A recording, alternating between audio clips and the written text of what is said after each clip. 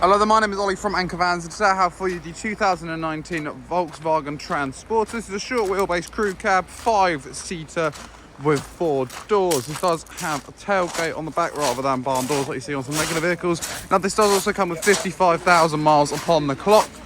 And if I do just open up the passenger doors here, you can see 2 cloth-lined seats at the front, a automatic transmission, as well as cruise control, hands-free cooling, and also voice assist. Now, this does also come with parking sensors, reversing camera, air conditioning, as well as radio, Bluetooth connectivity, satellite navigation, etc. And I will just show you the 3 seats in the back. As you can see, they are all cloth line, and may take note that there is no bulkhead within this vehicle. Now, if I do just open up the tailgate at the back, you can see that we do, of course, first of all have a tow bar there, but we do also have cargo rings to tie down any load you may want to carry, as well as netting on the side for smaller items, as well as it being felt lined, and also, once again, there is no bulkhead.